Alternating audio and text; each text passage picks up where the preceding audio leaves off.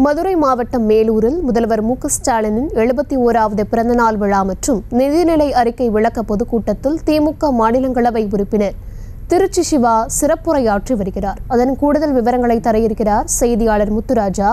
வணக்கம் முத்துராஜா, விவரங்கள். வணக்கம் ஹர்ஷினி. மதுரை மாவட்டம் மேலூர் பேருந்து நிலையம் அருகே தமிழக முதல்வர் மு க ஸ்டாலினின் 71வது பிறந்த நாள் மற்றும் நிதிநிலை விளக்க அறிக்கை பொதுக்கூட்டம் நடைபெற்று வருகிறது. இதில் தமிழக வணிக வரி மற்றும் பதிவுத்துறை அமைச்சர் மூர்த்தி மற்றும் நாடாளுமன்ற மக்களவை குழு தலைவர் திருச்சி சிவா ஆகியோர் கலந்து கொண்டுள்ளனர்.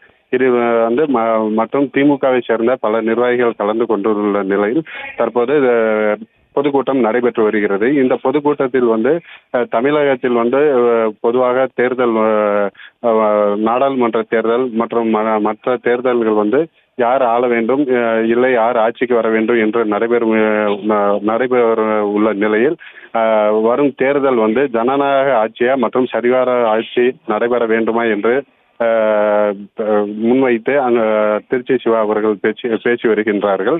இக்கூட்டத்தில் பொதுமக்கள் மற்றும் பலர் திமுக நிர்வாகிகள் சுமார் 2000க்கும் மேற்பட்டோர் கலந்து கொண்டுள்ளனர். கூட்டத்தில்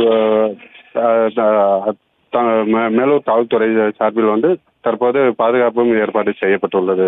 ஹர்ஷினி, செய்திகளை உடனுக்குடனும் துல்லியமாகவும் தெரிந்து கொள்ள சப்ஸ்கிரைப் பண்ணுங்க.